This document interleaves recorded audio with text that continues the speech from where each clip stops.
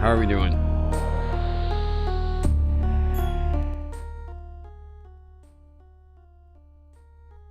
Listening a little bit of music. Hey, okay.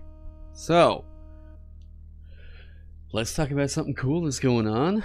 Cause I'm doing something. Alright. So, I've heard from quite a few people. And I've always kind of felt this way too. We'll do this little transition here. Right?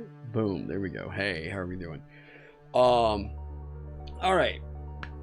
So, I've heard from quite a few people that, and I've always kind of had this thought too of, well, initially when we were doing the playtest of the game and everything like that, we had quite a few like errors that get caught. We had a lot of people that were looking at the game, everything like that, and I always kind of felt like, you know what, we've still got to release the game. We might not have caught everything, but like we're gonna do the game. We know that it's operational, everything works. It's just that maybe these are small quality of life things that we might have to address on a later print or something like that, right? So what I'm working on right now is what I'm going to call the definitive version of the core rulebook. I want this third print wave to be the thing that we drop, and it is like, this is, we're not tweaking it any further. We're not doing any other changes, because I don't like having to drop erratas for core rulebooks. I don't like having to do that. It always kind of leaves a bad taste in my mouth where like we release it, people buy it, and then we've got to do a tweak. So this definitive version, I'm going to announce that we're doing something very different for this, because I've heard people say, I bought the book, and I bought the book, and it feels weird to buy the book knowing that there's a third print wave coming that has improvements, that has changes that are getting made to mechanics to like buff something or whatever. I feel you. So I'm going to do something really special for the supporters here. So I'm formally announcing this is currently live. Okay. I'm currently announcing that for the next print wave, everybody who has previously supported Vagabond can get in on this print wave for 50% off of your core rulebook. This is going to be straight up, as if you want to buy 8 more core rulebooks, you get them at $20 a pop. I have tried to think about a way to smooth this out, to make it to where we show love for the people who previously supported the game and everything like that. I would love to be able to figure out a way to get you an updated version of the rules. We have the app. The app is going to be kept up to date with the new changes that we're going to be implementing and everything like that. I want to make sure that everybody sees that. The app, we're going to remove the gateway. That is a thing that we are looking into doing. A part of that is we also don't want to completely flood that app and get charged a crazy price on like hosting or anything quite like that. We're still figuring out kind of like, I've seen we have a crazy amount of people that are using it now, which is sick. We have all kinds of support going on all over Foundry, all this other stuff. I want to make sure that we continue to support you guys and make the game as accessible as possible. We have tons of ways that people can get the stuff for free, but I do definitely understand people's complaints about they bought the book and they feel like they're kind of being punished for supporting the game and its growth early on. This third print wave is what I am hoping to get this all in. I'm hoping to get this all in and hopefully have it ready to go by the end of the summer. I want to get this done before Gen Con, okay? So if you go and you put an order in right now, this will be good. If you have previously supported it, you are already on the automatic discount for this, okay? If you currently have a standing order that has not been fulfilled and you want to get a third print run book instead, you can go on ahead. Here, I'll tell you the trick to do with this, okay? Put in a pre-order for the third print run and then cancel the previous one, because you are currently marked down as somebody who has already purchased the book. And what we have with the second print run copies, if people still want to get in on that, those are still available. It's still all good to go. If it doesn't bother you that, like, well, I can just use the app for this, but I would like to have, like, here's the core rule. Okay, that cool. We still have about like 150 copies or something of the core rulebook. So yeah. Now, international and Europe. I'm going to talk to Peregrine to see if we can't sort something out there and have them work on distribution. However, I do have something else that we're currently working on. This is actually through a distributor that is based at, like, right here in Oklahoma. They already do distribution for the card game Sorcery. So we are currently in the application process. I know that they already have, like, board game, card shop distribution, everything like that. So wait, this answers all the questions you literally sent yesterday and today. Many things. Oh yeah, totally. So, this is the other thing too. I try to be quick to respond to emails and everything like that. However, understand, sometimes if I don't respond, it's not just because I'm busy. It's because I don't want to tell you incomplete information, and I maybe can't give you that information yet that pertains to your order, right? So, like, that situation right there. I can't say something quite yet because it's just not ready, but it is a business plan, right? So, what you can do, go over to the Land of the Blind storefront. You will be able to see... Let me get over here. Did I always have facial hair? Yet.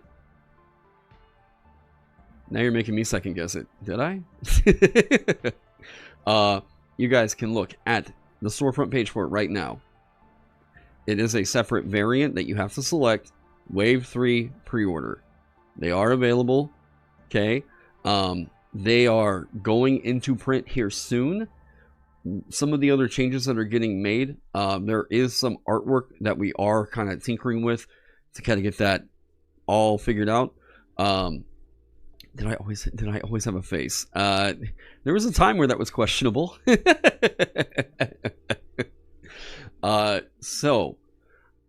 If you were a backer on Kickstarter or GameFound, this will apply. This will apply for you and everything like that, because you have already redeemed your code over on Shopify in order for you to get your copies of stuff. So it should already apply to you. If you're running into an issue with that, please email me and let me know, and we'll get it figured out. Drenios, hey, welcome. Hey, what up, Phil? Haven't seen you in a minute. Now, so that's the business side announcement. Yeah, the Foundry module is really done, really stylistic. Yeah, Gus's, like, Foundry module looks absolutely sick, to a point of where, like, I should absolutely be ripping some stuff from that for some layout choices. Dwarf goblins. Yeah, that is, I love it. This version of the rulebook will have the dice roller in the it will have the dice roller in the core rulebook. Like I said, there were things I have been working on improving, just from 3 years of working on this thing and 2 years of print production and figuring all that out. As far as the international shipping goes, UK, we don't have a plan to make it cheaper. What we have up there is kind of what we have right now. If we work something out with Peregrine, it's going to have to be a deal of we are kind of keeping in constant communication on, like, how many pre-orders go through, right? I'm going to have to figure that out. I can export it as a CSV and maybe work something out there, maybe a refund or something later. But the thing that we keep consistently running into is I keep hearing from people that the taxes keep going up on them. So we cannot, like, I don't want to cause more frustration for international people. The best that we can do is give you a ballpark. That's the best that we can do. And the price that we pay, it says duties and taxes included. But like Junk Red just said right there, right? Is it safe to order for Europe? Because I just got an $80 taxes on a $30 softcover book today, and that really hurt. we can't control that. I'm talking with I'll just say the name. I'm talking with a distributor called Team Covenant. They are literally 2 miles away from my house, and if things work out, which I fucking hope they do, if things all work out with them, I'm gonna see what it's gonna cost on international, and maybe we can sort that out when we get there. But as of right now, all I can offer is the Shopify price because I'm still fulfilling the stuff out of my house. That's the thing there. That's the whole situation. I have worked on it. Plenty of people will let you know, hey, Taron does try to take care of the international UK people, because I literally spent like $400 to ship 28 books over to Peregrine Coast. Like I was like, I just want to help out some homies over there and see what we can do. So there are copies. That is the second print run. But yeah. Now, all that being said, another wild thing has occurred. Very cool thing. We're back in the top 10 on DriveThruRPG. Over like the last week, it crept up. Let me see here. We are back in the top 10. And I was like, I don't know what happened. Like I didn't know, because I'm not really watching TikTok.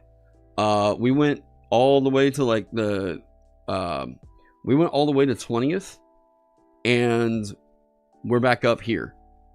I don't know. So above Daggerheart, well, above the expansion that they released, yeah. But I mean, yeah, I don't know. So thank you guys. Thank you all for continuing to support it on all this other stuff. Knights of the Last Call did a deep dive. Wait, really? What was his name? Darren? He did a deep dive? What?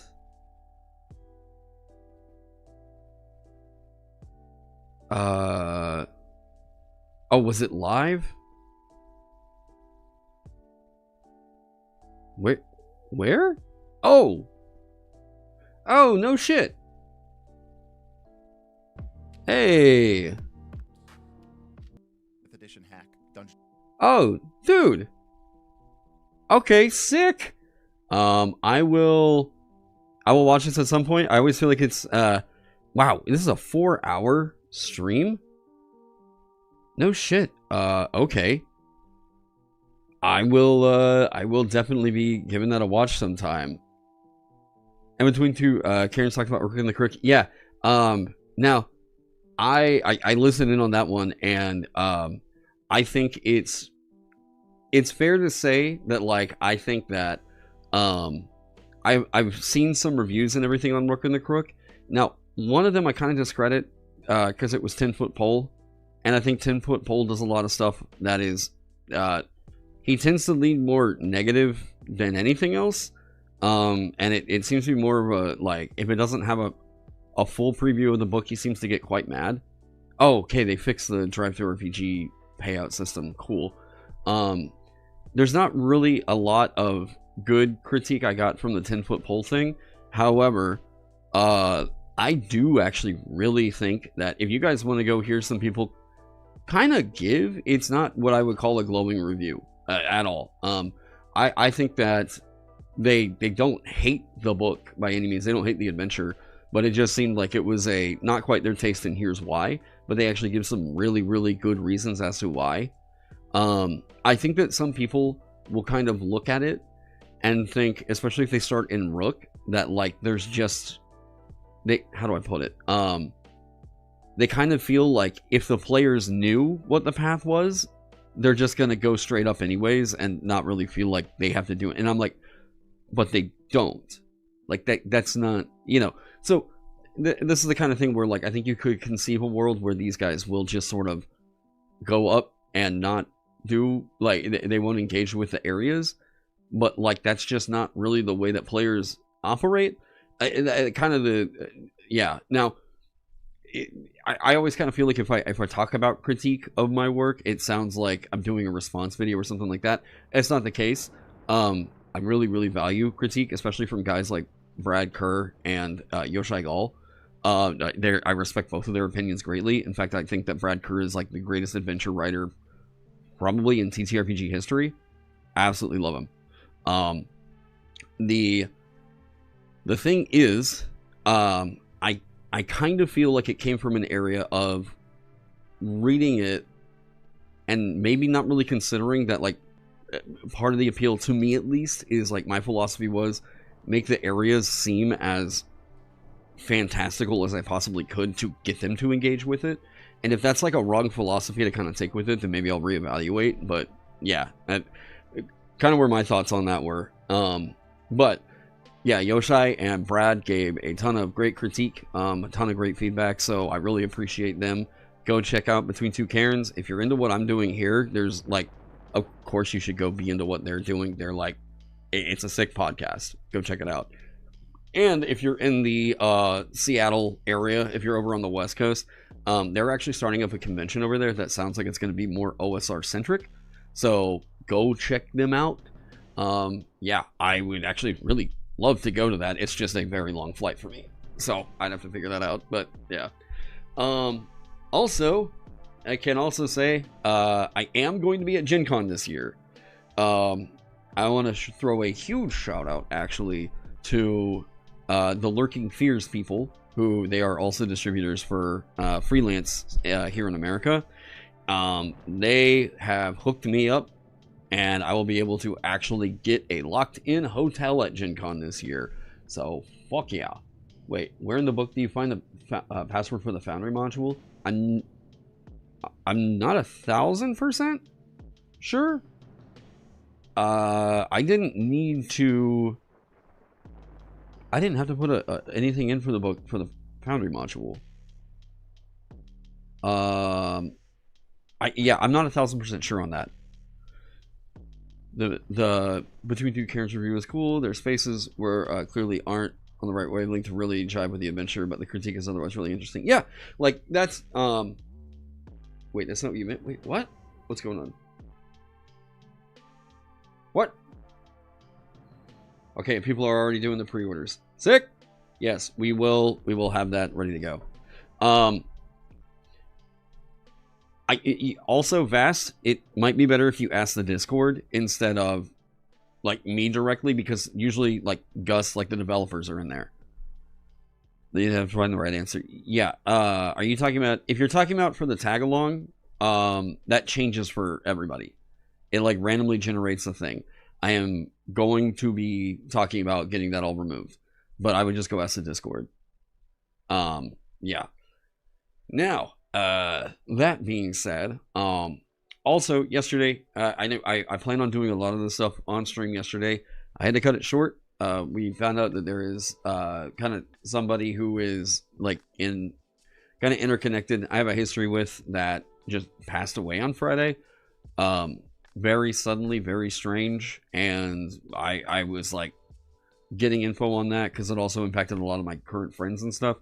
But yeah, I'm all good. I'm 1,000% fine. This is a person I kind of stopped associating with years ago.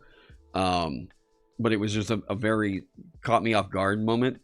I watched the like last 5 minutes of that stream, and I was like, oh shit, like yeah, I probably should have just ended the stream and then yeah, but so I'm all good, but I appreciate you guys for like checking up on me and everything like that. But what I was going to get into yesterday was after I did the Green Dragon Fest kind of talk and everything like that. I have an event that's going on this upcoming Monday, and I'm going to be running Vagabond at a early book release for Dungeon Crawler Carl here in Tulsa, you know. And I'd kind of talked about this a bit. So if you're going to be in the area, come and hang out, you know, like come get a drink, right? You want to have a chat and you see me, I'm not like directly running a demo. Hey, come get a drink at Shuffles. Let's hang. I'm going to be running demos over there, and I'm trying to design it for a short burst, 30-minute demo. 30-minute tops. That is my max, right? Bro, you can't get away from Dungeon Crawler Carl. I am starting up the audiobook because I've got the whole series.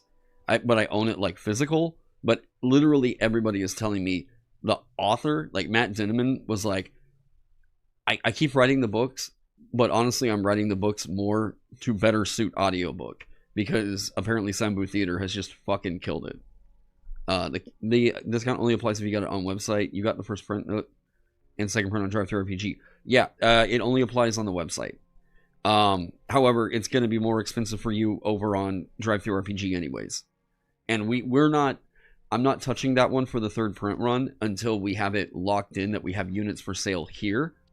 And I'm going to be talking with Roll20 about how we can make that transition as quick and as smooth as possible, because I don't want to take down like the ability for people to pre-order, right?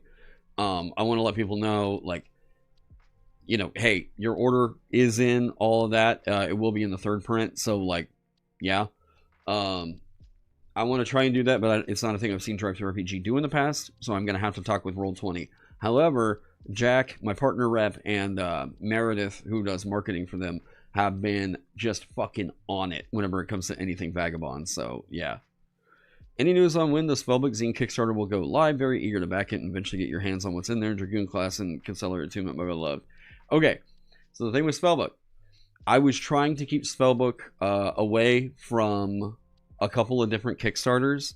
I was trying to time it to where it would fall like kind of in between some stuff I was seeing out there. However, the project I was trying to avoid was having it conflict with PDM's Deathbringer. I didn't want to run a crowdfunding campaign at the same time as Deathbringer. So I decided, like, okay, I'm gonna push it back, and it's gonna be like in June, right? Oh shit, hey Evan, what's up, man? Good to see you. It's supposed to be in, especially when you do the reprint, it makes sense, but to see some improvements as you see fit. Yeah, but this is the thing for me, is like, if I already know that I'm going to do this is my thought, right? I'm anticipating I was going to order 2,000 copies just to have on stock anyways, right? If in this case we're able to up that to like cover everybody else supporting it, you know, we can like, to me this is getting them an errata that they don't have to do the sticker thing for. They don't have to print it out or anything quite like that, and they're basically getting 2 books, like a buy one get one at half off, right? But it's like a delayed buy one get one half off. Like, we're kicking the can down a little bit down there, but that was my thought of like, we can do a buy one get one, and the buy one get one half off is going to be yeah, you're going to need a bigger garage. I have a 20 by 20 storage unit, so I did the math on it. We can fit $4,000 in there. DJ, hey, what's up, man?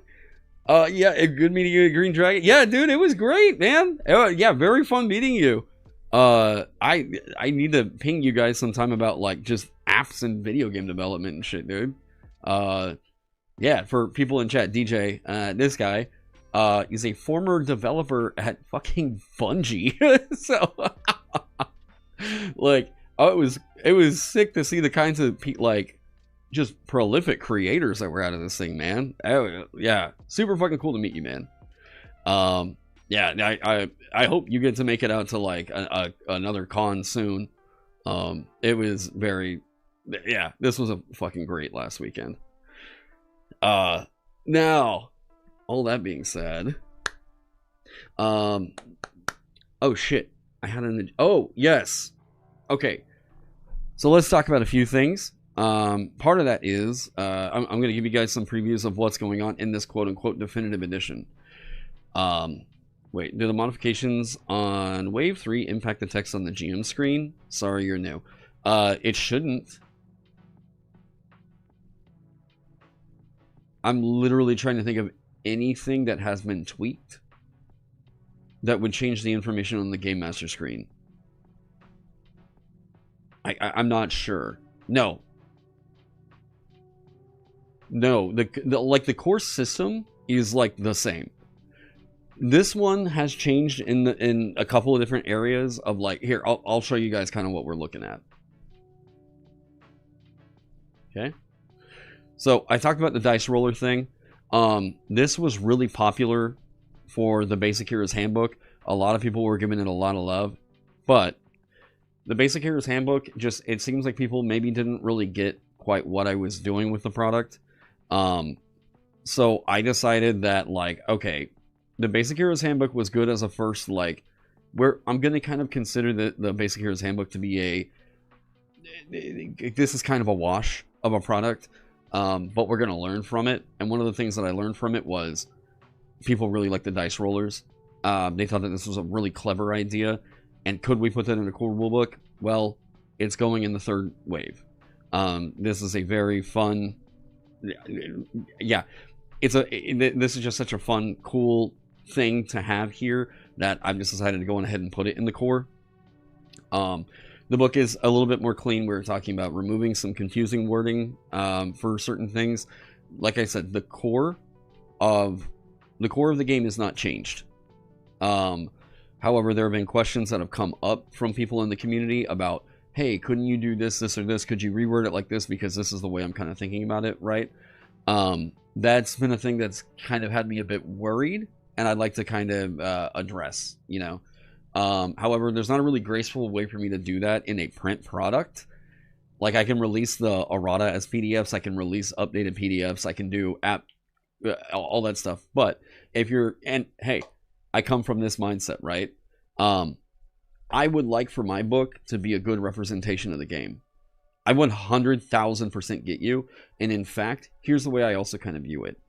I should be thankful that there are people that want more complete rule sets, because not only are they going to show it off and everything like that, they might be running it at conventions.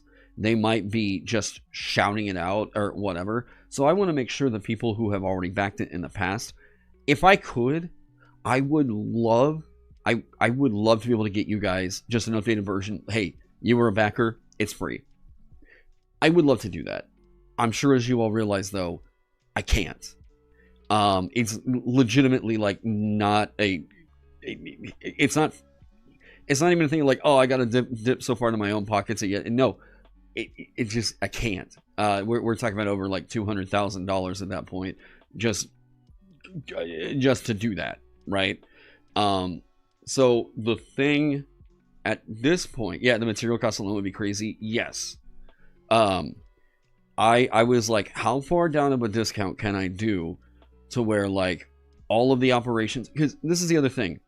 As some of you all have seen, there have been issues in shipping. And if there's a shipping issue on something that I'm already paying out of pocket for, I can't, like, I don't know what the fuck to do at that point. That is lost, and then I'm having to cover the expense of that, and it basically breaks me, right? You think Fabula Ultimate is the best idea to make a booklet later on with the changes? Maybe I would have wanted to do the core rules. That would be an idea for a pitch later down the line, a book of patches. I think at that point, I mean, there's variant kind of ideas that are going into Spellbook for where if people want to run the game that way, they can, you know? I would like to release the core and have it just be, you know, maybe in the future there's a version of it that we do where it's like this is the Vagabond, the final cut, right? And the final cut is like, that would be kind of me considering having wrapped up whatever you want to call this development, not development, what do I call it? Production cycle. And that would be a compendium that has like, it's almost like the rules cyclopedia where like everything that we've released that I'm happy with how that turned out, we put into this big tome. So that would be like the Dragoon, the Samurai, all of the ancestries going into this giant book, right? Morale on the GM screen reference page and page 15 are inconsistent. All three are inconsistent with each other. Wait, this is a thing. Also, there was somebody that did like a big inconsistency like feedback thing, and I haven't seen it back in the Discord. I don't know if someone could let me know over on Discord. I would really appreciate that. Hang on, why does this say carrier?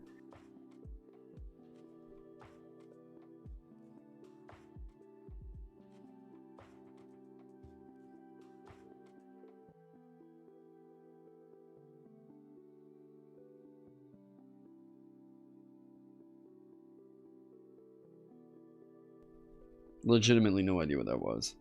Oh shit. Okay, what's really cool is that there are multiple of you guys going in and getting multiple copies of the new thing. Thank you all. As far as when that will fulfill, I should have led with this earlier on. Print Wave 3, when will that fulfill? I am looking to try and get that done right before Gen Con. So that means it's going to be like late July. Yeah. You pasted it just in general. Wait, you think that was yours? You pasted it just in general? Okay, I will be taking a look at that. You're opposed to making a second edition, right? Because after digging a bit into the Discord, I think it's sad that you're stopping yourself from exploring various roles like removing attack rolls. So, I think that if I were to remove attack rolls, I think that Evan has a really great idea for how you do that in a thing like Nimble, right? However, I think that there's a lot of people who really love rolling the d20s for a hit. I think there's a lot of people who really love the idea of that. But I will say, aside from anything that is a like, this feels good and fun kind of a thing, I can see plenty of ways in which it would kind of further push combat, right? I guess if I was doing a post-mortem on things that, like, if I'm thinking now what I wish I had experimented with a bit more, I wish I had experimented a bit more with, like, not going whole hog into attack rolls must be a thing, right? It would have been nice to explore that a little bit and see what we could come up with. The other thing, and this is like, while I was at GDF, some of you might remember if you were around for the playtests, there was a point where people were saying, I think that dodging and blocking are just too good to like completely remove damage. And as that led to the change of, well, it removes the highest rolled damage dice, right? Like, yeah, a punch is still landing or something like that, but it grazes off you and only leaves a little bit of damage or something. I think that there was honestly, there wasn't really a need to go that far into just removing a damage die. In fact, I was kind of thinking at GDF, like, man, I could have removed blocking and it just be dodging and then armor is representing your toughness rather than blocking the thing.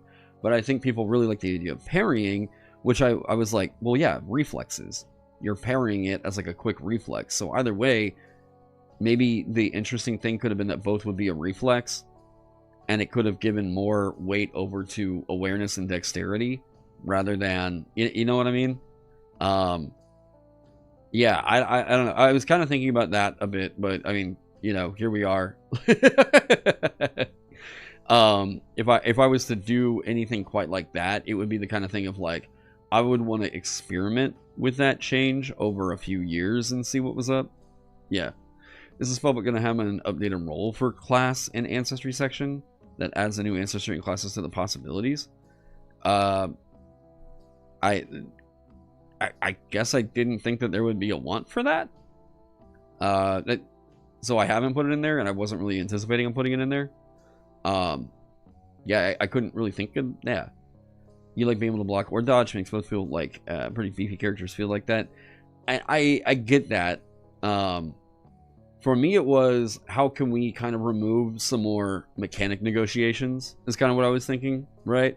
Like, is it super necessary to do the thing? If armor is already representing your overall toughness, then, like, maybe it could be a thing where we say, well, shields were just a +1 to armor, because we're getting rid of blocking as a thing. So, since the high might characters may not have a great reflex save, you know what I mean?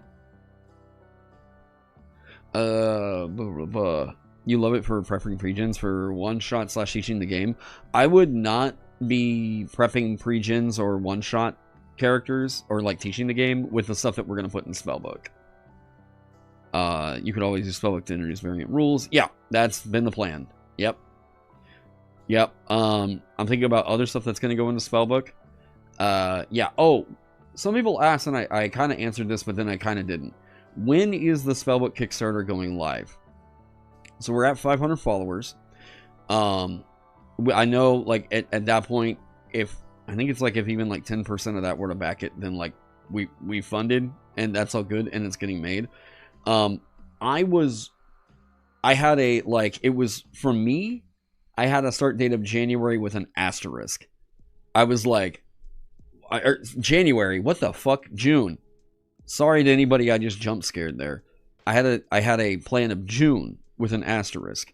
And that asterisk was there because I was like, I'm trying to make myself feel comfortable about, we're going to start on this time.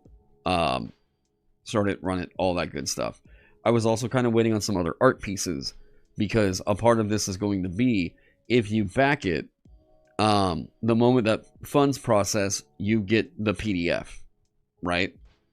I was kind of waiting on more art to be like, okay, now I feel like we're going to hit that deadline. Yeah, so I was kind of waiting on more artwork for that to, yeah, and I was kind of waiting on myself to agree on, like, this feels pretty content complete for what this is going to be. So it's a little bit of scope limitations and everything. Let me kind of get into Spellbook and show you guys what needs to get done, because it's looking like a 60-page zine right now.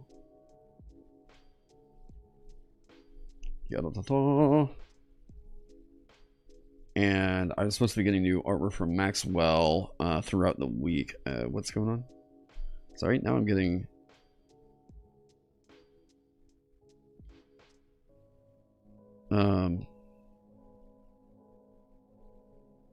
No. Okay, I'm not... Okay, so I'm looking at fostering a dog, seeing it maybe possibly adopting.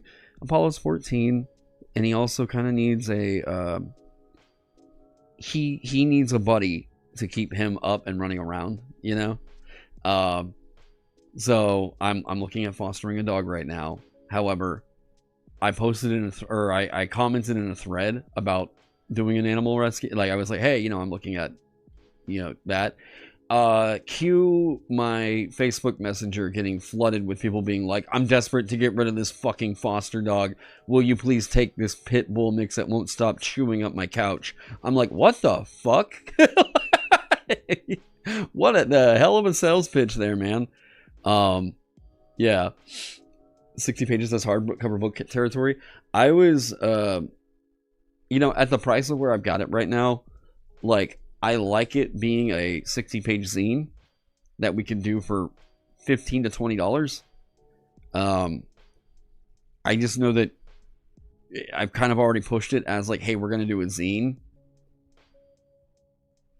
And I don't know. I don't know quite yet. But I do think that the fact that I like doing it as a zine because that means that we have a limitation already. We can only do 60 pages. Cool, thank you. You have limited my scope right there. But I would like to fucking pack out that 60 pages of cool shit. You know? What do you love to see is another zine in the exploration and diplomacy aspects of the game as maybe alternative rules, but I understand it may not fit with your vision for Pulp Fantasy TTRPG. I have good news for you. We had a world generator at one point in the game.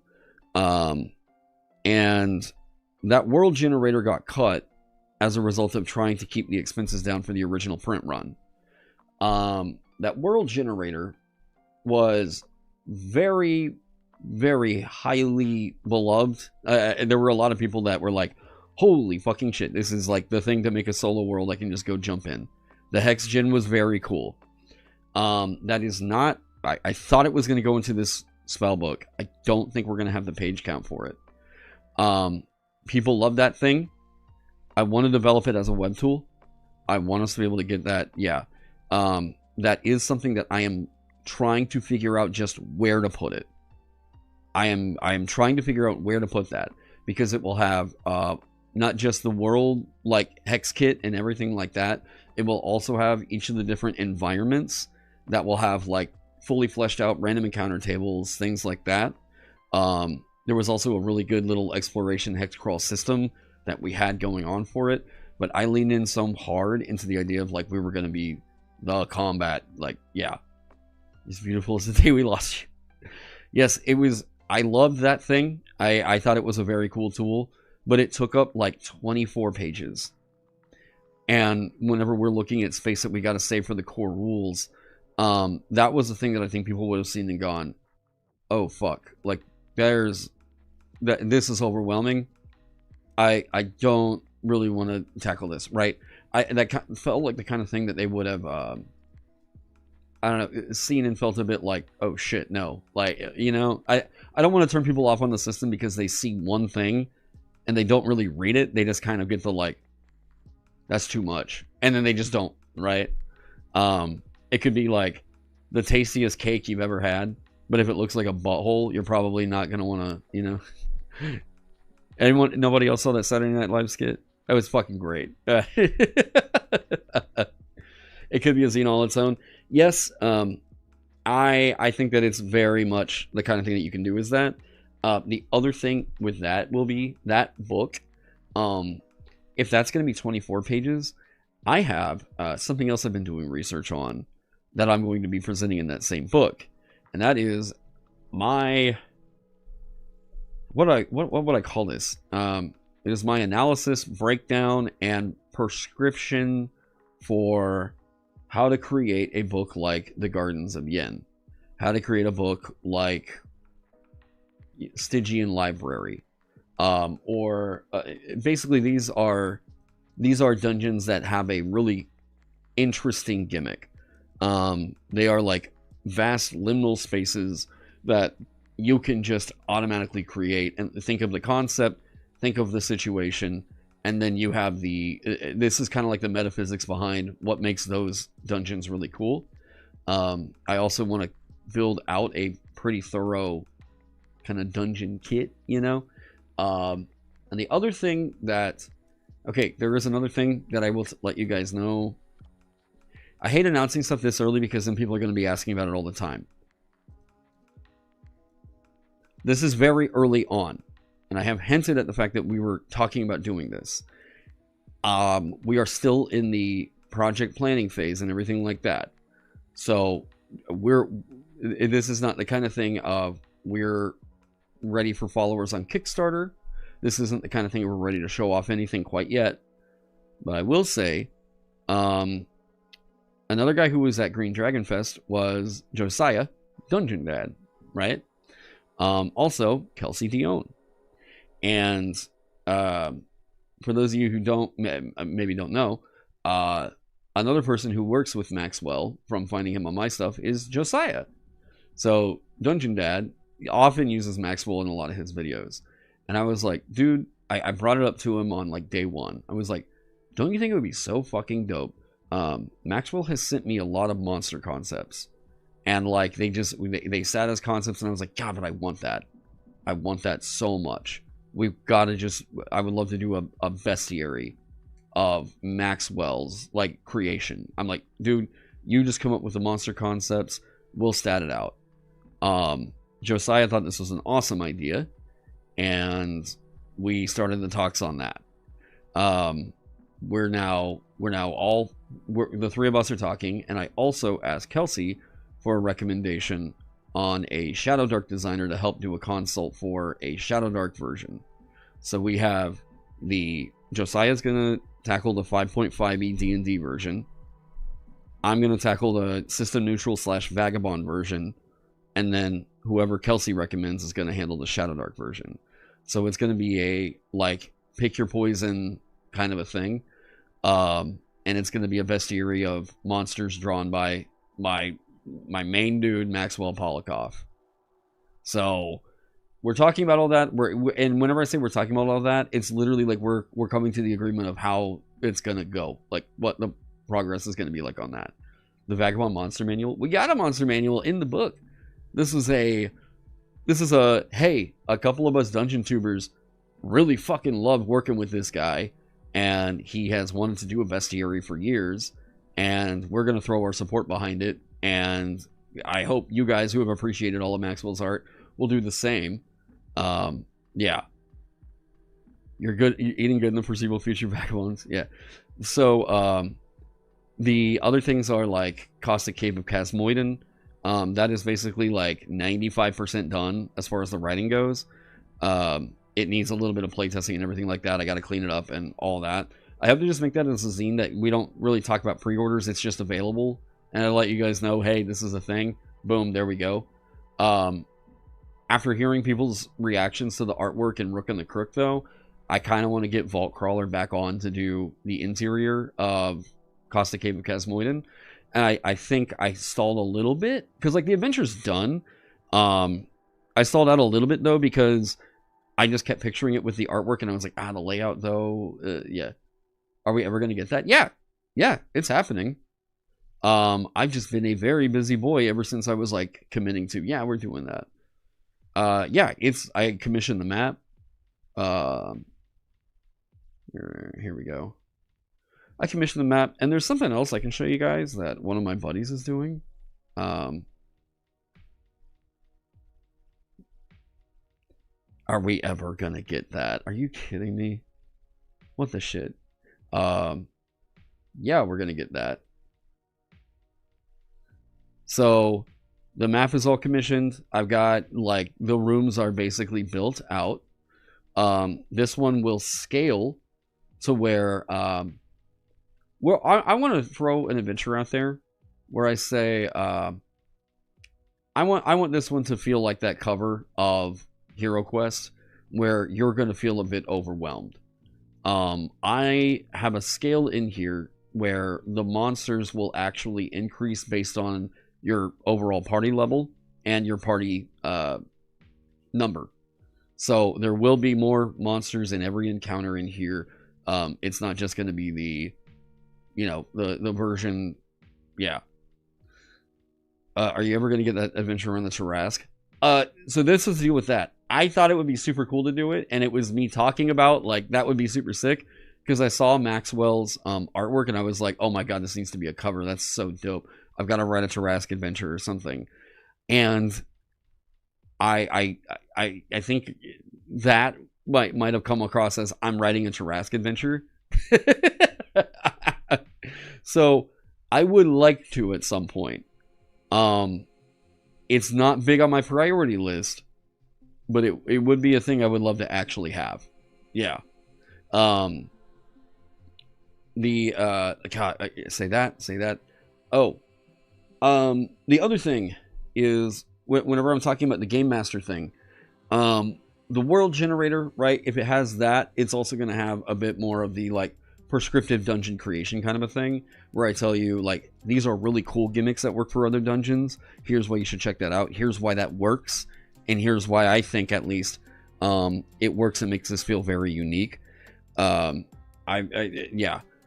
In that same book, I'm also going to talk with Ben Milton on that, because I now, having played Willoughby Hall with him, I think that is, like, the best convention adventure I've ever played.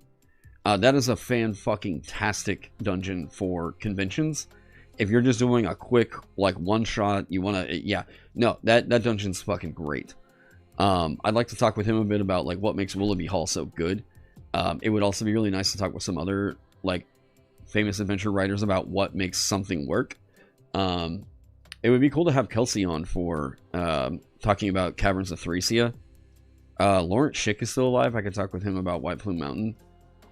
Yeah, I think that would be kind of sick. Side question, are you making a dungeon for Dungeon Jam? I should. I kind of need to anyways. I kind of need to because I'm running a con demo next Monday. So I would like to run something that the pressure is going to be, it has to show off the system in 30 minutes. I was asking around if anybody knew of something like that, but yeah, I need to figure that out. Yeah, it is a two birds. Yeah, it could be a two birds, one stone thing. Okay. In that same book, though, the other thing I want to include is, so I've been talking with two other creators who I know are excellent world builders. I've already seen the proof in the pudding. And I thought this would just be a dope excuse to get you guys on board for a thing, and kind of work together. And the other perk to this is both of these guys are fans of Vagabond. So that is, and this is, again, we're just kind of, we're still talking We have ideas. We know that we want to make this happen. And I would like to include it as a section in this book that I'm planning. And that is Dottie from Mystic Arts and Trekaros. So this thing that we're working on is like, you see the campaign frames from Daggerheart? The campaign frame is really like a dossier on what that setting is. I would like to do something like that, where it's a dossier on a bunch of different genres and like kind of worlds or whatever. We're showing how to do these different genres. Like we're gonna craft about, like, I don't know, 10 different worlds and throw them in this thing. Is it going to be a book of settings? It would be a section of the book on settings, right? It would be a section of this Game Master's Guide on just settings. So some of the ones I've already thought of were like, I've had a world planned for a long time called Reverie, which was a Gaslamp fantasy thing. For the people who are like, what is Gaslamp fantasy? Eberron. There you go. We talked about it at Green Dragon Fest. And I was like, I keep having an issue explaining Gaslamp fantasy to everybody. And I was like, what the fuck? And there was a whole separate conversation between me and Kelsey about like Keith Aker and Eberron. And I was like, oh, wait, fucking Eberron is Gaslamp fantasy. And we were like, oh shit, yeah. Eberron, Ravnica, that's Gaslamp. Okay? It's like steampunk, but you remove the tinker shit and it's magic shit, right? Like, imagine wizards and sorcerers and everything, move it out of the medieval and into the like pre-industrial, post-industrial, industrial age. There you go. Boom. That one, there is another thing that I've had thought of called Broken Arrow, which is Broken Arrow is the U.S. nuclear code for a missing nuclear weapon. So I guess you can kind of imagine what my thought on that is going to be. For people who were like, what about Space Vagabond? This is going to be where that would go. So, like, you want to do space fantasy? That's going to be this thing over here. I mean, there was like Cryptid West, right? Fantasy Appalachia, that kind of thing.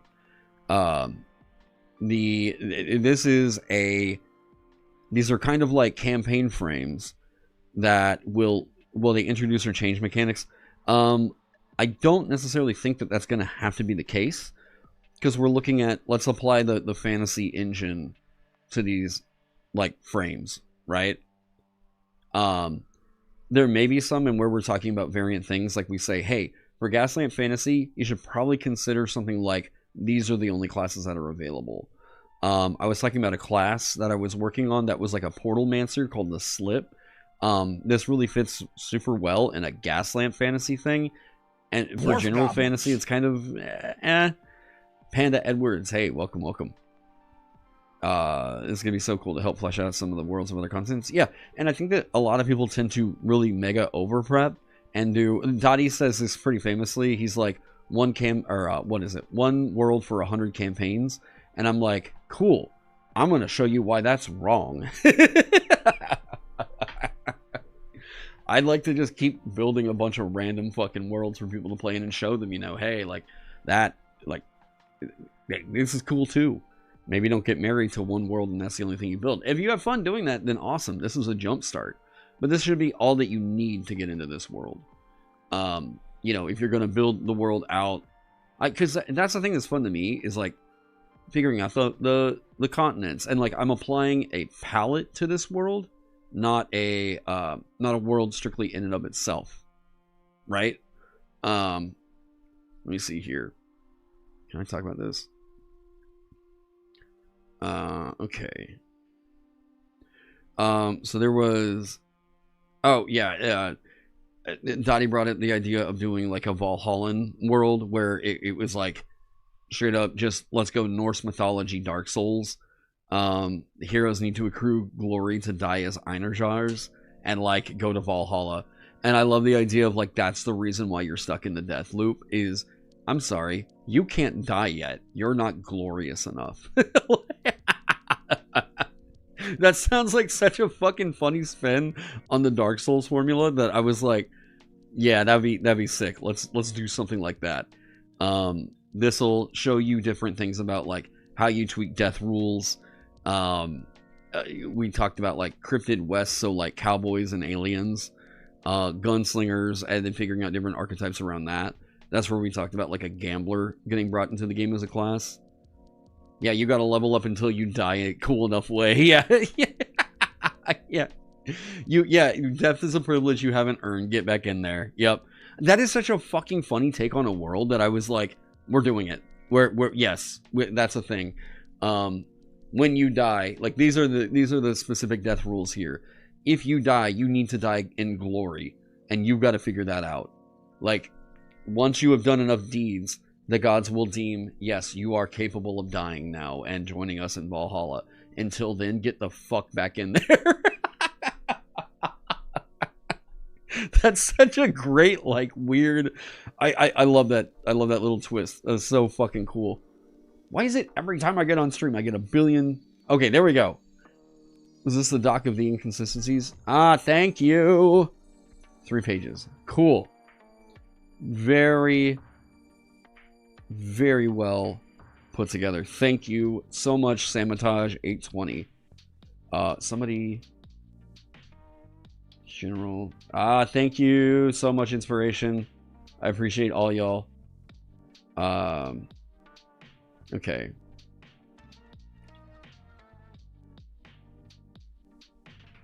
Is this table for stakes? It's not a table for stakes. Yes, thank you, Pablo. All right. Have I seen far? Wait, would that... It cut it off in my software. Weird West, yada, yes.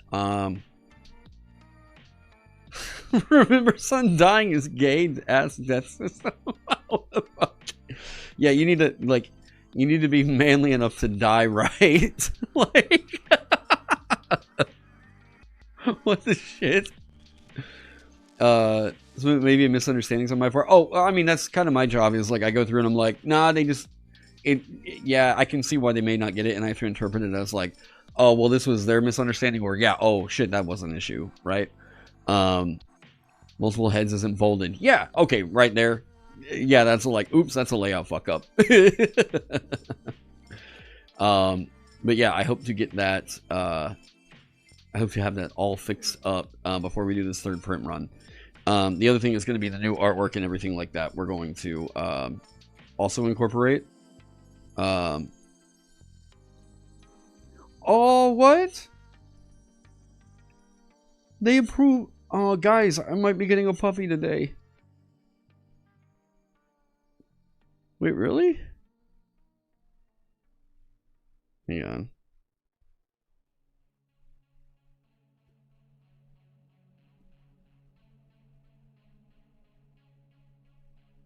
Oh, I might be getting a puppy today. What breed? A pointer doodle. Sometimes they call it a puddle pointer. Or a poodle pointer. Let me see here.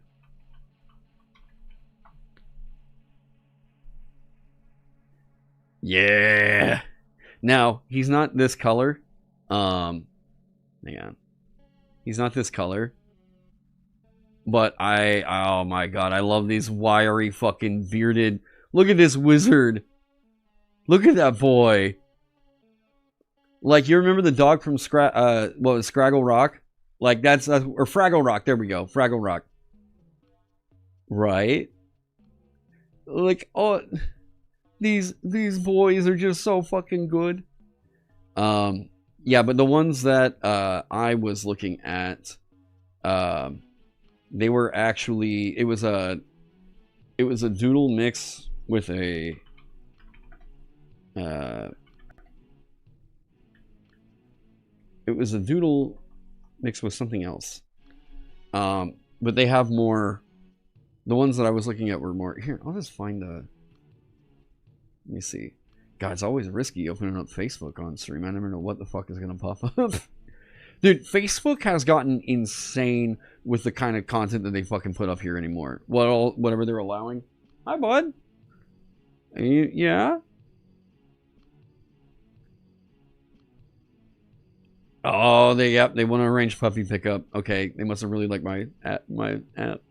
I am, I'm the perfect person for a puppy right now in this moment because I'm at home 24/7, and like, I mean, yeah. Plus, come on now, y'all on stream are gonna go ape shit for a puppy. Let me see here. Where was it? Okay, so this is the one I'm looking at. This is okay. Imagine this boy, and he's gonna grow a beard and mustache. Okay, y'all ready? Oh wait, let me close out my messages because I don't want like people I talk with in my touch grass time to be like, "Why'd you bring me up on stream?" All right, are you all ready to see this boy? So his name is Spades. But they always give them a name that they're like, oh well, he's got to fit in the group to like we know to organize them and everything like that. And he's gonna grow a mustache and beard, and he just look at this boy. Look at, oh my god. He is, I think they said 4. No, I think they might have said 6 to 8 weeks old. So adorable, right? Yeah. Hasn't even gotten the curly hair quite yet. Yeah, but I have a name picked that I was like, if I get a boy, it's gonna be this. If I get a girl, it's gonna be this. If I had a girl, I was gonna name it Dagger, because I thought that was just a sick dog name. Like that's such a cool. Like my family's kind of had a thing for naming dogs after weaponry. I thought Dagger was such a cool little girl dog name, but if it's a boy, it was going to be Lock. So I was like, yeah, Lock and Dagger. I thought that was so sick. Not Heart. Yeah. Color a dog race after him. Hi, bud. I know you're going to have a friend. So, yeah, I'm also in the perfect spot right now to get a dog. Cloak. I don't know. Cloak doesn't really feel like a dog name. You thought I was going to say Cloak for a male? Like Cloak and Dagger? I could see that. Well, like, I hadn't really thought about Cloak for a dog's name. Hi. Hi, what's up? Are you mad? You're going to have a puppy you got to teach? You got to teach him to be like you because you're so cool. Yeah, I love Locke. Plus, naming him after like Locke Lamora, like probably my favorite fucking rogue in any like fantasy. Come on now, that's so sick. They were asking me, yeah, Princess Garnet from Final Fantasy IX. There you go. Yeah, she also kind of adopted Dagger as an alias throughout the game. I mean, I'm talking to fantasy nerds here. You all know this shit. But yeah, so I thought that Dagger made like a really cute girl's name. So much so I was like, I think I'd be like naming my first daughter Dagger. That's such a cool, like, yeah, I don't. But then any woman I was dating that I ever was like, I kind of thought that Dagger would be a really cool girl's name. They were like, what the fuck is wrong with you? Book 2, Gentlemen Bastards, is underrated. You'll love the pirate half. You'll die on this hill. I should probably read it because I need to understand the fucking fantasy vibe love for pirates. I haven't really totally gotten it. Yeah. Am I still running Vagabond at Shuffles on the 11th, by the way? And in fact, I am. Hey, for those of you who are filing in that maybe hadn't heard all that, this could be a really good transition point here, actually. I need to write a dungeon that can be run in 30 minutes to run at Shuffles. And this is for a demo. Preferably into the future, run it at cons and things like that. I'd like to keep something that's going to be, good to keep around. So, is that going to update to Allegria? Thank you. All right.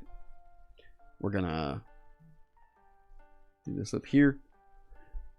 One of the things I like is, okay, here we go. You guys ready? Y'all are getting in on the ground floor here. Classic 5 room. That's kind of what I'm thinking. Okay. We are starting with a brand new baby fresh Google Doc. Look at this. Ready? Shazam. All right. Well, I say demo booth, or demo for Vagabond booth. All right. So if we think like 5-room dungeon, the thing with 5-room dungeon, I kind of anticipate people will go through there and say, hey, like not every single room is going to have its absolute purpose, but we need to show the system, showcase the system within its time. We need a fun gimmick to at least have something that feels like the stakes are there's something weird going on, and that there are stakes that make it precedent for us to do the thing. How long is the demo supposed to be? 30 minutes. Boom. Okay, so having just played Willoughby Hall, I can't get into spoilers. Never mind. I'm going to talk about other stuff and then come back to my thoughts on that. I don't want to spoil that dungeon because I would also love to run it for people just online as a, like, hey, come, you want to play Vagabond? Here's a little excuse to come and, I don't know, meet and play the game, right? You recently received Vagabond in France. Your work is so great and high quality. Thank you. You can't wait to see your next project, One Shot, Ancestry, Bestiary. Take care and keep up the great work. Thank you so much, Mr. Monier. I really appreciate it. Hi, do you need to go outside? Do you need to go outside? You want to tell chat? Do you need to go outside? Yeah. What? What are you thinking? Yeah? Yeah, you keep licking your own hair. Here, hang on. Okay, he just farted. Let me take him outside real quick. One sec. BRB.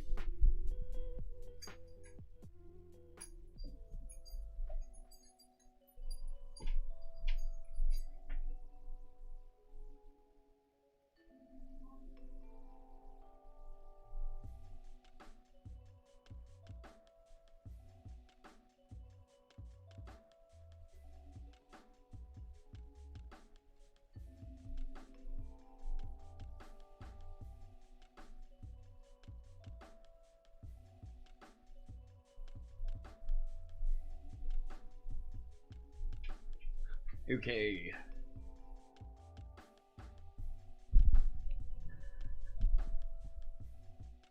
For some reason that reminded you of the video of the horse running through the forest? What?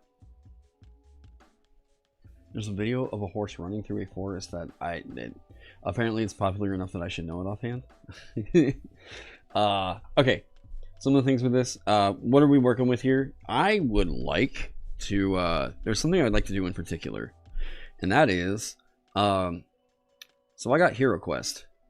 Discord link, please. Could somebody wait? Oh, could a mod link the Discord? Hang on. Discord link. It should be permanent.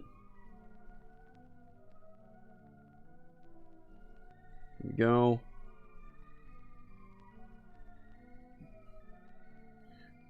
Sign in the chat. Here, boom. That should work. That's going to YouTube and Twitch now. Okay.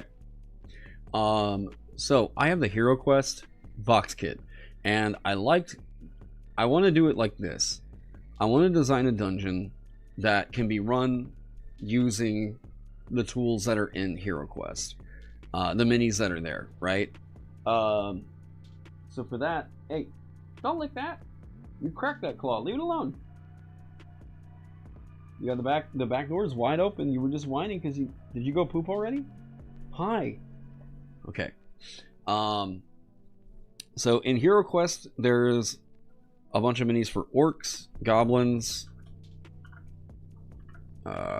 skeletons, mummies, zombies, basically Kuatoa. They're like fish dudes. But there's only 3 of these. The Death Knights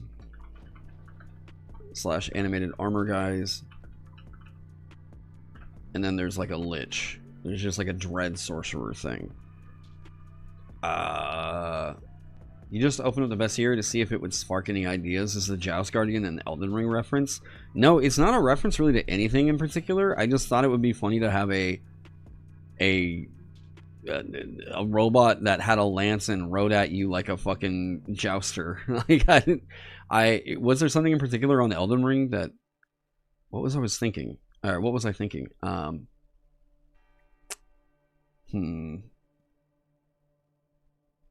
I'm really trying to think back on like what might have driven me to do that. Yeah, I don't know for sure. There wasn't anything in particular that inspired it.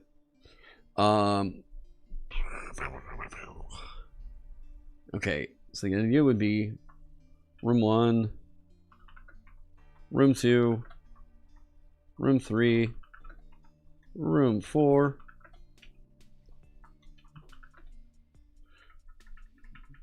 I think in Vagabond, the rooms can either just kind of get sped through, or they're going to take their time and search them and be very hyper-vigilant on it. There needs to be something that is a timer. We have to have our progress clock that keeps things moving along. So they have to know that there are very present stakes for what's happening here. Stakes need to... This is something that Willoughby Hall really got across to me too. Stakes need to be present. The danger should be visible to the players. Intent. Give them tons of minions to bash heads with. Yeah, bash heads in. Okay. This is going to feel a bit like a siege. But like we do want to do the classic dungeon crawler thing. Okay.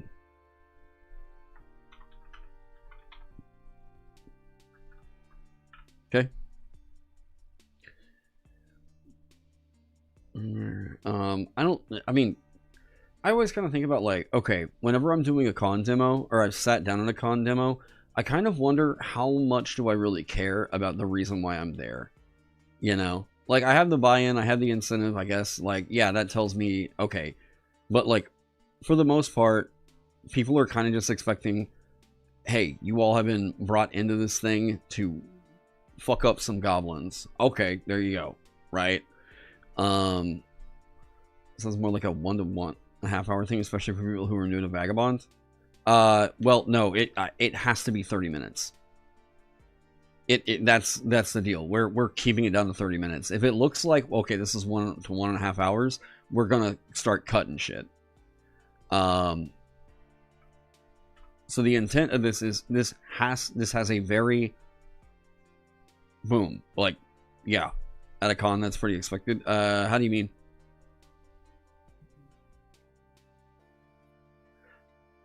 Okay.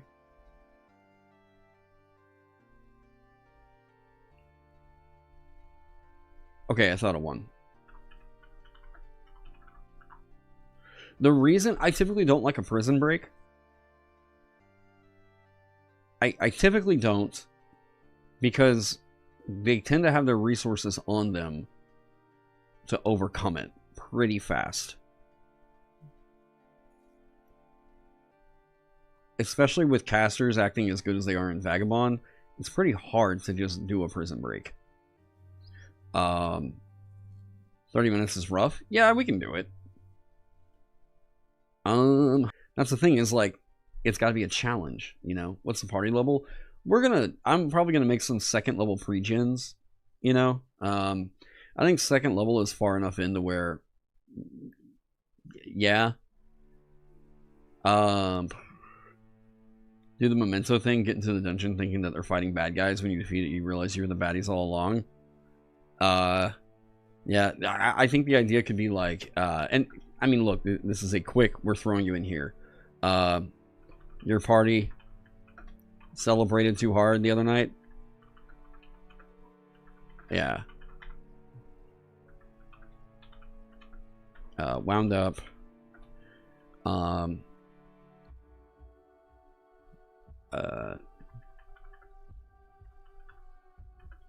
Wait, what if it's not a prison break?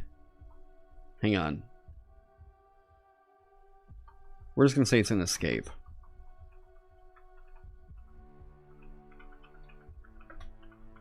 Behind enemy lines. Here we go.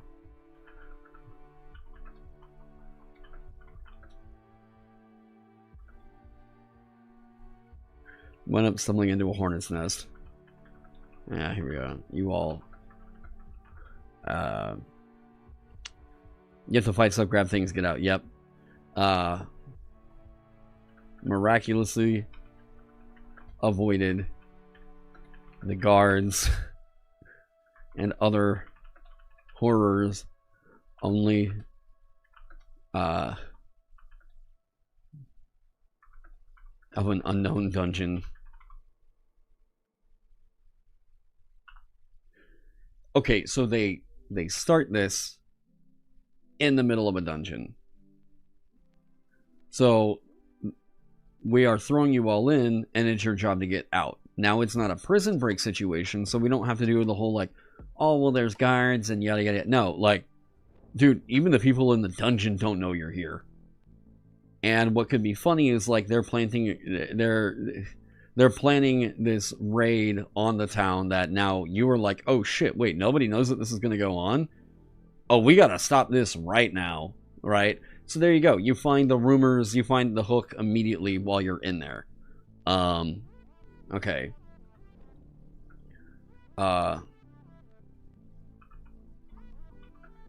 This faction, whatever they're called. Yeah, you can ask them just before you start, what were you drinking? Yeah, like, that's going to be great. That's a fun bar thing, you know? Your party celebrated too hard last night and wound up stumbling into a hornet's nest. You all miraculously avoided the guards and other horrors of an unknown dungeon. And are, yeah, this is, here we go. This is straight up just the Hangover.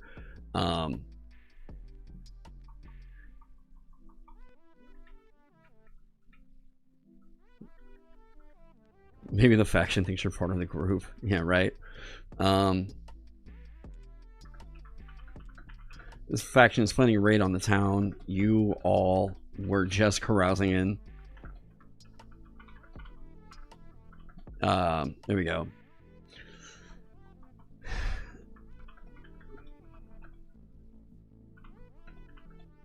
It's your job. Nah.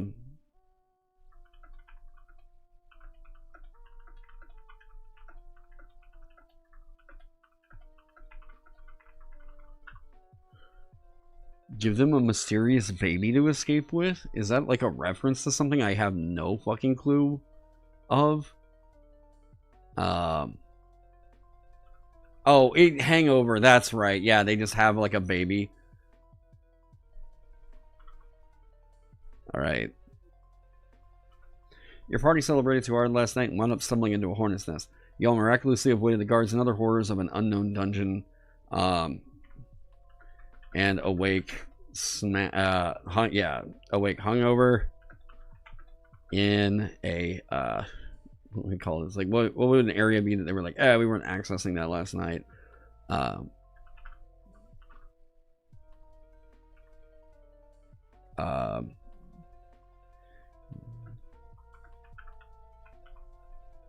This faction is planning on a raid of the town. You all were just carousing in, and it's on you all to figure your way out of this situation. Stakes need to be present. The danger should be visible to the players. So this, okay, I think that this is kind of funny. Like, maybe adds to the table while they were carousing. Bachelor party, birthday party, retirement party. Yeah, I mean, this could be run as like a bachelor party fun thing, you know? Also, running it as 30 minutes instead of 4 hours is, I think, a huge win. So I think, like, making it, like, easily navigable, an empty, like, storage.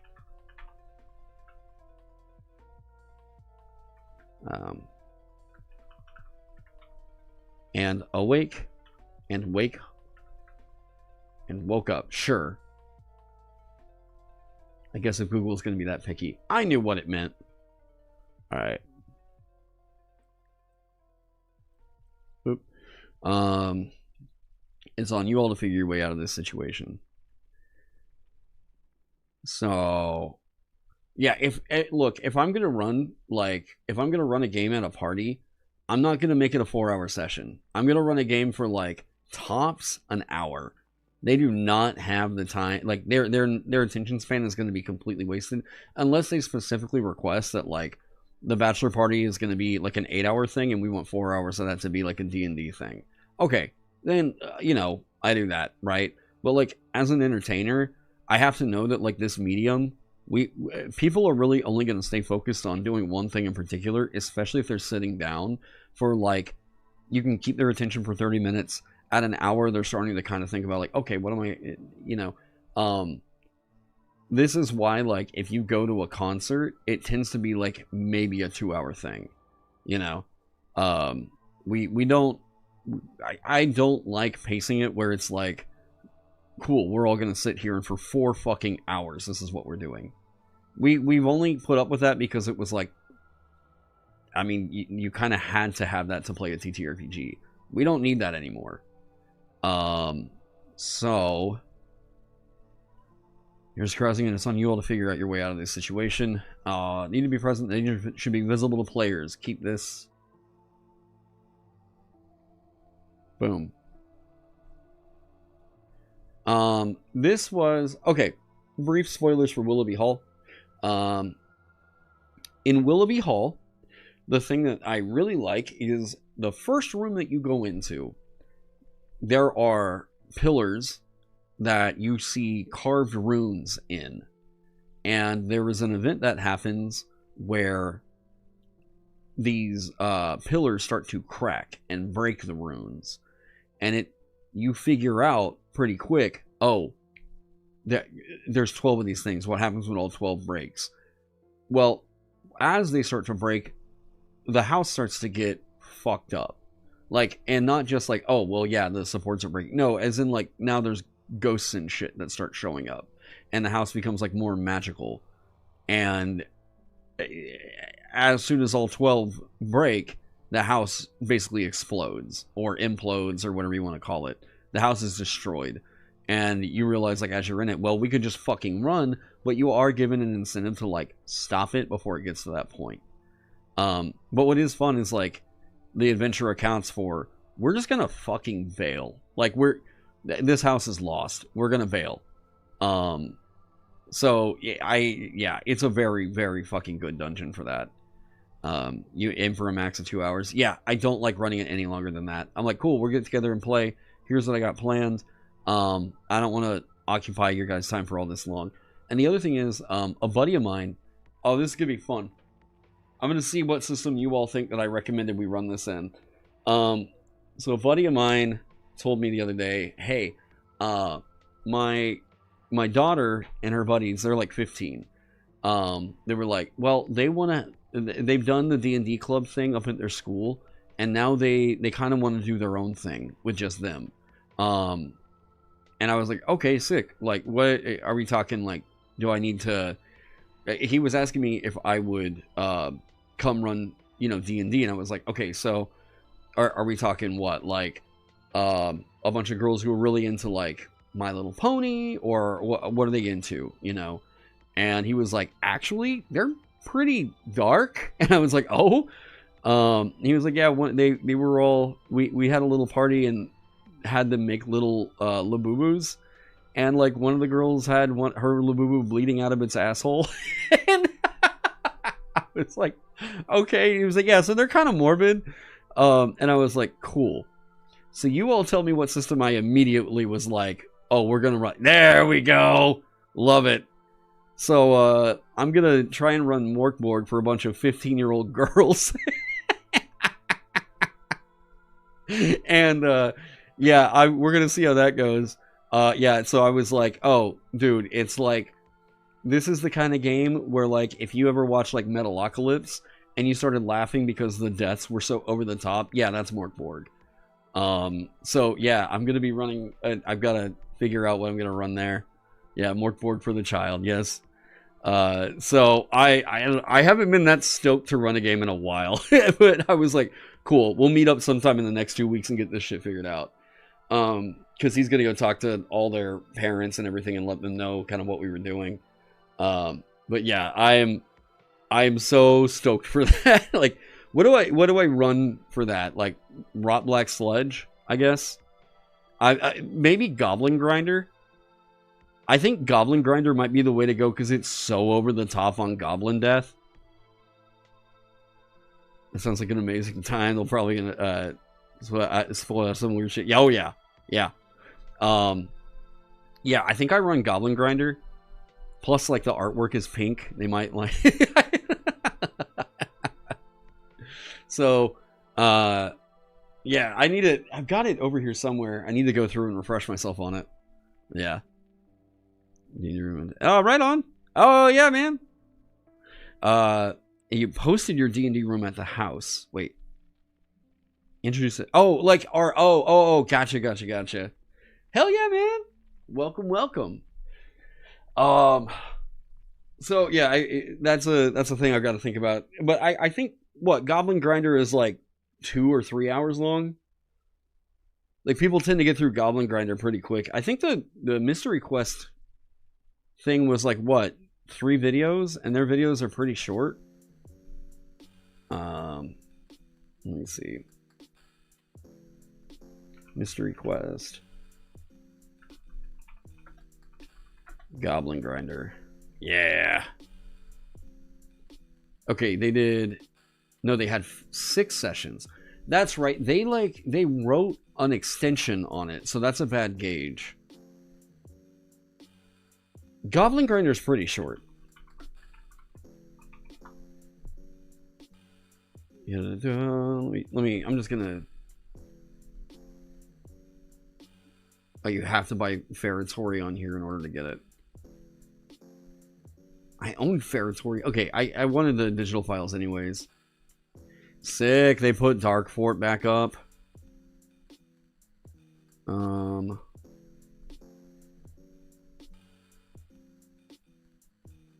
Rules reference character sheets. Where is Rob Black Sledge? Ferritory. Ferritory is what I'm looking for. They've got it. Wait. They have an adventure called Damn These Monkeys. You started with D4 monkeys and don't know what to do with them. Here you go. What the fuck? I gotta look at that later on. What the shit? To Helen Galgenbeck. Where is it? Merchborg. Goblin Grinder. Oh! They're just doing it as a free PDF download now. Oh, shit. Yeah, it is such a good starter. Oh my god.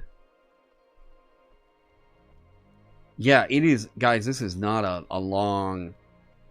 1, 2, 3, 4, 5, 6.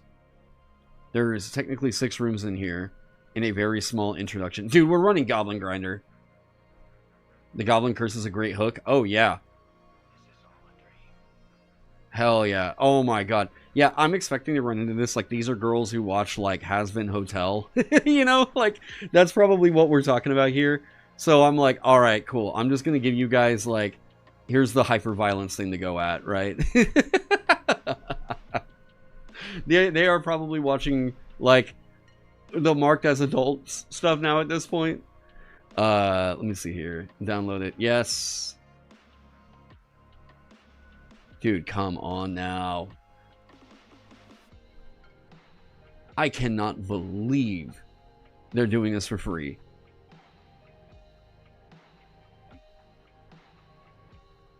Oh my god, this is so good. Yeah, and they're not super busy rooms either. This is... Holy shit. This is the funniest goddamn first room. The Oh yeah, yeah, that's what I'm saying. This is definitely going to be a thing they're going to fall in love with. Okay, I guess who doesn't want Goblin Grinder spoiled? You should have already read it anyways if you're a fan of the channel. All right. I love this thing. This first room, they walk in and it looks like a hoarder has just like stacked up a bunch of walls and other shit right here, like the crude barricade. And there's just blood all over the fucking floor right here, leading clearly down this path. But then the first person who turns their head around this corner, just immediately there's a goblin fired out of this cannon at them. It's so fucking good.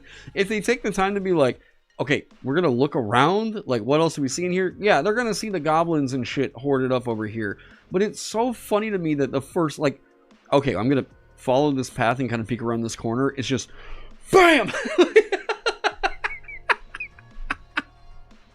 Oh god, I fucking love this. Yeah.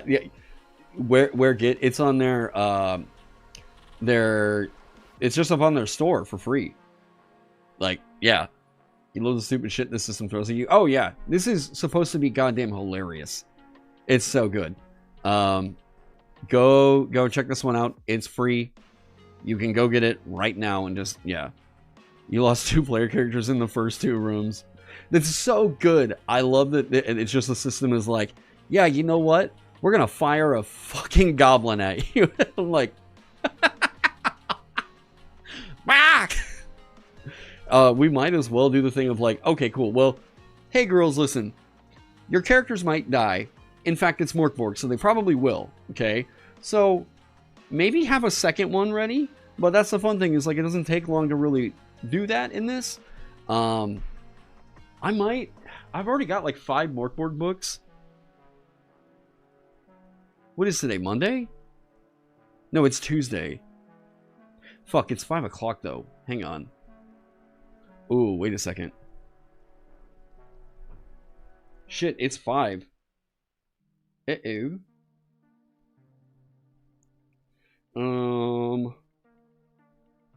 I like that we got a start. We did yap a lot. Let me see. How late is Top Deck open? I guess y'all will know where I'm gonna... Okay, they close at 9.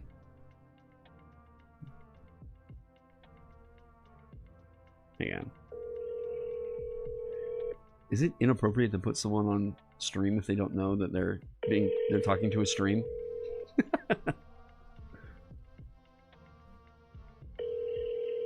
This could be a great advertisement for them. What's the matter, bud? Well, I want to know that it's there. Oh, come on. I really like the new owners. Come on. Oh. Do I have the right number? Hang on. What's the matter, bud? I might have had the wrong number. They did just go under new ownership. Bud, you're okay. I don't know what you're whining about.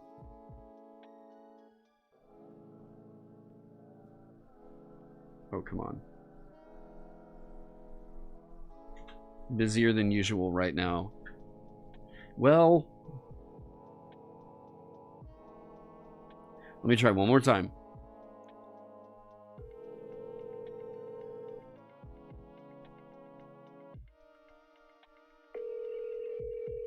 If they've got it, I got a jet over there. Top Deck, this is Daniel. How can I help you? Hey, Daniel. I was just curious. Do you guys have any copies of Morkborg available right now? I think I might have a couple. I am not 100% because I think we may have sold some here recently. Okay. Look. Yeah. Hold on just a second. I think I may have Morkborg Adventures, but I may not have it itself.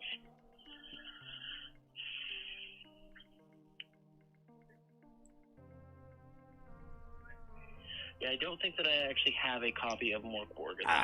Okay. Well, I appreciate it anyways. Thank you very much. No problem. problem. I mean, that's something. Wait, hold on. No, I lied. I do. You do. I have two. Do you want me to set one aside for you? You can set both aside. I'll be over there in about 30 minutes. Okay.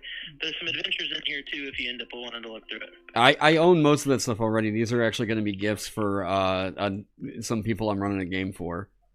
So. And it is specifically more for like the yellow book with the skeleton on the front. Hell yeah, that's what I'm looking for. All right. Yep. I've got two. All right, I appreciate it. I was looking for a bigger book. We just moved everything around yesterday, and I'm still trying to remember where it all is. It's all good. I appreciate it. Thank you so much. All right. Talk to you soon. Bye. All right, guys. I'm gonna go run and do that. Yeah. So Top Deck Games, go check them out. They are mostly if you're gonna get OSR stuff here in Tulsa, that's like the place to do it. So yeah, and they're under new ownership, and I really like what they've done with the store. We will be back because I do need to work on a lot of stuff this week with like getting this dungeon ready for this demo. Also, if there's stuff people want to see on Spellbook and all that stuff, let me know and we'll figure that out. But it's gonna be this next updated print. Okay. Hey, yeah, could some people go answer the questions in the Vagabond General about the out of print? It's not out of print. It shouldn't be out of print. Still listed as out of print or something? Is it going to be this next updated printing? What? It shouldn't be out of print. I don't know. We'll see what's up. Are the PDFs included in this half-off rulebook offer? No. All right, everybody. I will see you all here very, very soon. We're back on a regular streaming schedule. Should be. Especially now that I'm not. We're out for summer. So yeah. Everybody, have a good night. Thank you all so much for hanging out with me. And maybe next time I'll also have another dog here. So we'll see. Anyways, you guys have a good one. Thank you all so much for